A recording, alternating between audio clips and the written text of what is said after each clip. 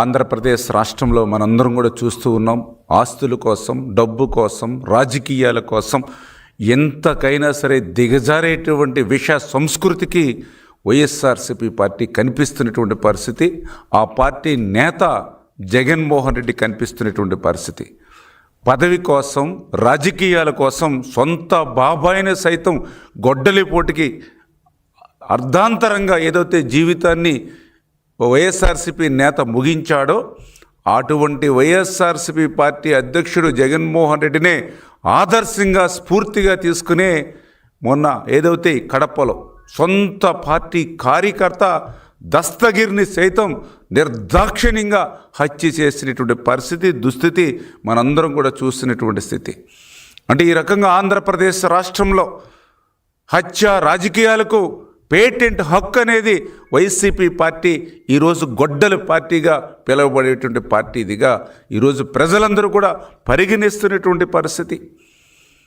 మనందరికీ తెలుసు, జగన్మోహన్ రెడ్డికి అత్యంత సన్నిహితుడైనటువంటి కడప మాజీ డిప్యూటీ మేయర్గా ఎవరైతే పనిచేశారో నిత్యానందరెడ్డి తన 100 కోట్ల రూపాయల రియల్ ఎస్టేట్ లావాదేవీలకు అడ్డుగా ఉన్నాడనేటువంటి ఉద్దేశంతో మరి వైఎస్ఆర్సీపీ కార్యకర్త వైఎస్ఆర్సీపీ పార్టీని అధికారంలోకి ఆ రోజు 2019లో కానీ మరి మొన్న 2024లో కానీ పార్టీ కోసం అహర్నిశలు పనిచేసినటువంటి వైఎస్ఆర్సీపీ పార్టీ కార్యకర్త అనేటువంటి విషయం కూడా ఆలోచన చేయకుండా మరి ఆ కార్యకర్తను సైతం నిర్దాక్షిణ్యంగా పెద్ద దస్తగిరిని ఏ రకంగా అయితే హత్య చేసి మరి హత్య చేసిన తర్వాత ఆ హత్యలో పాల్గొనేటువంటి వాళ్ళు మళ్ళీ డైరెక్ట్గా ఆ యొక్క నిత్యానందరెడ్డిని జగన్మోహన్ రెడ్డి అత్యంత సన్నిహితుడిని కలిశారని అంటే ఈ రకంగా హత్య రాజకీయాలకు వైఎస్ఆర్సీపీ పార్టీ ఏ రకంగా పేటెంట్ హక్కు తీసుకుంటుంది ఈ రాష్ట్రంలో మనందరికీ అర్థమవుతున్నటువంటి పరిస్థితి. ఆ రోజు వివేకానందరెడ్డి గొడ్డలి పోటు దగ్గర నుంచి ఈ రోజు వరకు మరి ఏ రకంగా హత్య రాజకీయాలకు పాల్పడుతుందో మనందరికీ కూడా అర్థమవుతున్నటువంటి పరిస్థితి.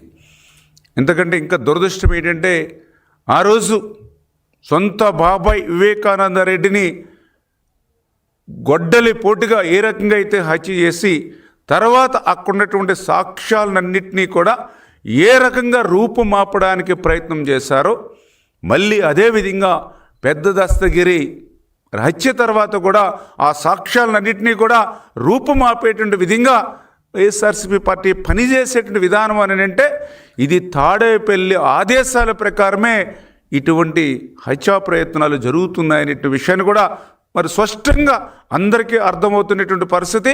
గొడ్డలి పార్టీ ఎంతకైనా దిగజారుతుందనే దానికి కూడా ఇదే ఒక ఉదాహరణ అనే విషయం.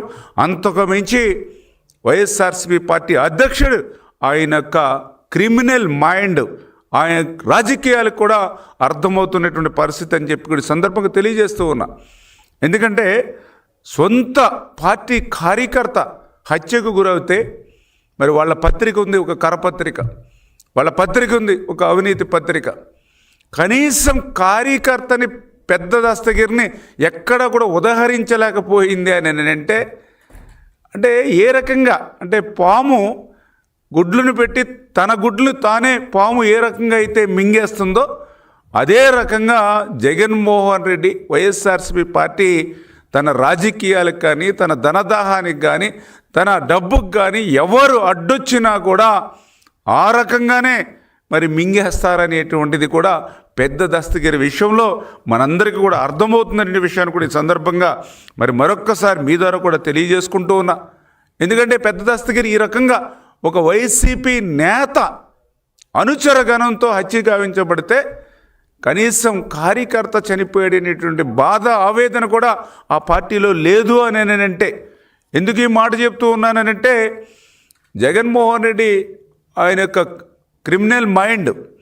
ఎందుకంటే మొన్న కూడా మనం చూసాం, జగన్మోహన్ రెడ్డి పరామర్శ యాత్ర పేరు చెప్పి పెద్ద ఎత్తున ఊరేగింపుతో ఆ రోజు వెళ్తూ ఉన్నప్పుడు జగన్మోహన్ రెడ్డి కారు కింద మరి తన సొంత పార్టీ కార్యకర్త చక్రాల కింద పడి నలిగి చనిపోతే కనీసం ఎందుకు చెప్తున్నానంటే ఈరోజు మనం ఎక్కడైనా రోడ్డు మీద పోతూ ఉంటే యాక్సిడెంట్ కనుక మనం చూస్తే వాళ్ళు ఎవరో మనకు తెలియకపోయినా సరే కారు ఆపి ఆ యాక్సిడెంట్ అయినటువంటి వాళ్ళ యొక్క వివరాలు తెలుసుకుని హాస్పిటల్కి ఫోన్ చేసి అక్కడ బెడ్ అరేంజ్ చేసుకుని అవసరమైతే మనకు ఎవరైనా పిఏ కానీ వీళ్ళు కానీ వెనుకుంటే వాళ్ళని ఇచ్చి పంపించి వాళ్ళకి వైద్యాన్ని అందజేస్తాం. ముక్కు ముఖం తెలియని వ్యక్తి రోడ్డు మీద యాక్సిడెంట్కి గురవుతాయి. ఆ రకంగా మానవత్వం చాటుకుంటాం. కానీ జగన్మోహన్ రెడ్డి తన కాన్వాయ్లో ఊరేగింపులో ఆ యొక్క వైఎస్ఆర్సీపీ కార్యకర్త చక్రాల కింద పడి చనిపోతే 2 చేతులు 2 కాళ్ళు పట్టుకుని పక్కన పొదల్లోకి పడేసి పోయారని అంటే ఒక కారు కింద నిమ్మకాయని పెట్టి ఏ రకంగా అయితే తొక్కించేస్తారో ఆ మాదిరిగా వైఎస్ఆర్సీపీ పార్టీ ఆ యొక్క కార్యకర్తలు కూడా ఆ రకంగా మరి చూస్తున్నటువంటి దుస్థితి ఈరోజు వైసీపీ కార్యకర్తలు కూడా మరి అర్థం చేసుకోవాల్సినటువంటి అవసరం కూడా ఉంది అనే విషయం. అంటే ఈరోజు స్పష్టంగా ఒకటి అర్థమవుతోంది, జగన్మోహన్ రెడ్డికి ఏదైతే తన అధికారం కోసం కానివ్వండి, తన ధనదాహాని కోసం కానివ్వండి, తన రాజకీయ ప్రయోజనాల కోసం కానివ్వండి, అది కుటుంబమైనా, బంధువులైనా, పార్టీ నాయకులైనా, పార్టీ కార్యకర్తలైనా ఎవరైనా ఒకటే, తన ధనదాహానికి తన రాజకీయ దాహానికి అడ్డొస్తే అనేటువంటి విషయం మరొక్కసారి పెద్ద దస్తగిరి హత్య ద్వారా మనందరికీ కూడా అర్థమవుతూ ఉంది. దీనికి తల్లి అయినా మినహాయింపు లేదు, చెల్లి అయినా మినహాయింపు లేదు, సొంత చిన్నాన్న చెల్లి అయినా మినహాయింపు లేదు, ఆఖరికి తండ్రి బాబాయ్ అందరూ కూడా మినహాయింపు లేనిటువంటి పరిస్థితి జగన్మోహన్ రెడ్డి వైఖరిలో మనందరం కూడా చూసినటువంటి పరిస్థితి.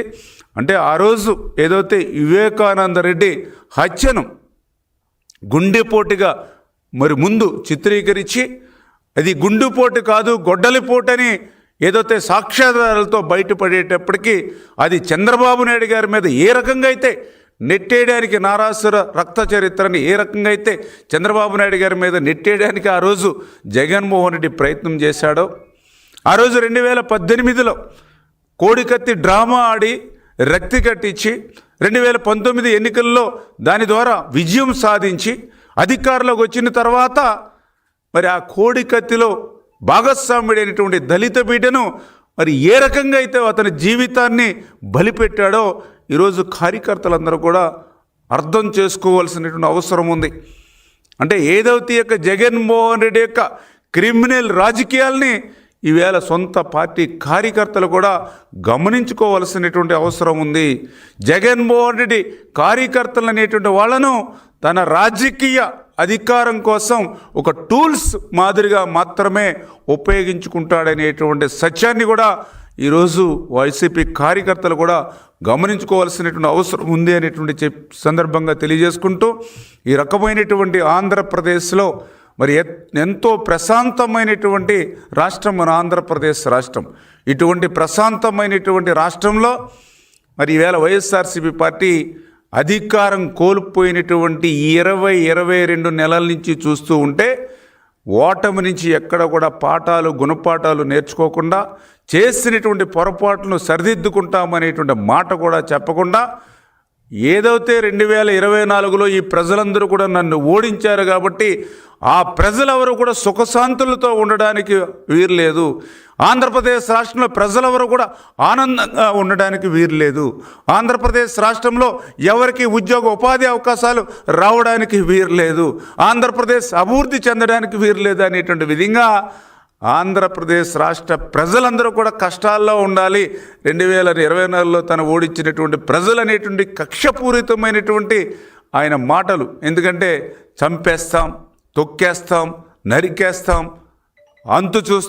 అంతం చూస్తాం, ఇవే వాళ్ళ నోటి నుంచి ప్రతిరోజు వచ్చేటువంటి మాటలు మనందరం కూడా చూస్తూ ఉన్నాం. పడగొడతాం, ఉన్నవన్నీ కూడా నిలిపేస్తాం, పనులేవి కూడా జరగకుండా మరి వాళ్ళని ఏ రకంగా బెదిరిస్తాం. ఈ రకమైనటువంటి నైజం మరి ఈవేళ జగన్మోహన్ రెడ్డిలో చూస్తూ ఉంటే ఈ రాష్ట్రానికి భవిష్యత్తులో ఎంత ప్రమాదకారిగా జగన్మోహన్ రెడ్డి తయారయ్యారో మనందరికీ కూడా అర్థమవుతున్నటువంటి పరిస్థితి. ఇటువంటి హింసాత్మకమైనటువంటి రాజకీయాలకు ఆంధ్రప్రదేశ్ రాష్ట్రంలో తావులేదు. ఇటువంటి హింసను ప్రోత్సహించేటువంటి జగన్మోహన్ రెడ్డికి, ఎందుకంటే ఎక్కడ చూసినా ఈరోజు గొడ్డల పార్టీ, రప్పా పార్టీ అని ఈరోజు ప్రజలందరూ కూడా భావిస్తున్నటువంటి పరిస్థితి. అటువంటి హింసాత్మకమైనటువంటి రాజకీయాలు నడిపేటువంటి వ్యక్తికి ప్రజాస్వామ్యంలో ఉండేటువంటి అర్హత లేదు. రేపు మళ్ళీ మేము అధికారంలోకి వస్తే ఇంతకంటే ఎక్కువ సంక్షేమాన్ని ఇస్తాం, లేదా ఇంతకంటే ఎక్కువ అభివృద్ధిని ఇస్తాం, చేసినటువంటి పొరపాట్లను సరిదిద్దుకుని మంచి పాలన ఇస్తామని ఎవరైనా ఏ రాజకీయ పార్టీ అయినా ప్రజలకు చెప్తుంది తప్ప, ఈ జగన్ మాదిరిగా మరి రేపు రప్ప అని నరుకుతాం, చేతులు తీస్తాం, కాళ్ళు నరుకుతాం, తలలు తీస్తాం అని ఇటువంటి భావజాలంతో మరి మాట్లాడేటువంటి పార్టీలకు, అంటే ఈ రకమైనటువంటి క్రిమినల్ మైండ్తో ఉన్నటువంటి ఇటువంటి పార్టీలకు, ఇటువంటి నాయజం ఉన్నటువంటి గొడ్డలి పార్టీకి భవిష్యత్తులో ఈ ఆంధ్రప్రదేశ్ రాష్ట్రంలో స్థానం లేకుండా చేయవలసిన బాధ్యత ఈ యొక్క ఆంధ్రప్రదేశ్ రాష్ట్ర ప్రజల మీద కూడా ఉంది అని చెప్పి మీ ద్వారా అందరికీ కూడా తెలియజేసుకుంటూ ఉన్నా. అంటే ఇప్పుడే చెప్పడం జరిగింది, కడపకు సంబంధించినటువంటి ఎవరైతే డిప్యూటీ మాజీ మేయర్గా పనిచేసినటువంటి వ్యక్తి, ఆయన జగన్మోహన్ రెడ్డికి అత్యంత సన్నిహితుడిగా ఉన్నటువంటి వ్యక్తి నిత్యానందరెడ్డి. అక్కడ కడపలో ఏదైతే రియల్ ఎస్టేట్ వ్యాపారం జరుగుతుందో అందులో ఉన్నటువంటి పెద్ద దస్తగిరి ఈ యొక్క నిత్యానందరెడ్డికి సంబంధించినటువంటి 100 కోట్ల లావాదేవీలకు, సెటిల్మెంట్లకు ఆ పెద్ద దస్తగిరి అడ్డుగా ఉన్నాడనేటువంటి ఆలోచనతో తాడేపల్లితో మంచి సత్సంబంధాలు ఉన్నటువంటి ఈ నిత్యానందరెడ్డి తన సొంత పార్టీ కార్యకర్తని కూడా చూడకుండా తన ధనదాహానికి అడ్డు తగులుతున్నాడనేటువంటి విధానంతో ఆయన్ని నిర్దాక్షిణ్యంగా హత్య చేయడం, అంటే ఇవన్నీ కూడా పార్టీ కార్యకర్త కంటే, పార్టీలో ఉన్నటువంటి పనిచేసే వాళ్ళకంటే కూడా వాళ్ళకి ధనం అనేది ముఖ్యం, డబ్బు అనేది ముఖ్యం, రాజకీయాలు అనేది ముఖ్యం. అది ఒక్క నిత్యానందరెడ్డి నుంచే వచ్చిందని మేము అనుకోవట్లా. తాడేపల్లిలో వాళ్ళకి ఉన్నటువంటి అనుబంధం కానివ్వండి, వీళ్ళు చేసేటువంటి కబ్జాలు కానీ, వీళ్ళు చేసేటువంటి సెటిల్మెంట్స్ కానీ ఏవైతే ఉన్నాయో అవన్నీ కూడా అధికారంలో ఉన్నప్పుడు ఏ రకంగా అయితే తాడేపల్లికి చేరి తాడేపల్లి నుంచి వీళ్ళకి అనుబంధం ఉందో, ఆ తాడేపల్లితో ఉన్నటువంటి అనుబంధంలో భాగంగానే ఈరోజు ఆ యొక్క మరి హత్య జరిగింది నిర్దాక్షిణ్యంగా అనే విషయాన్ని స్పష్టంగా ఈరోజు మరి తెలుస్తున్నటువంటి పరిస్థితి.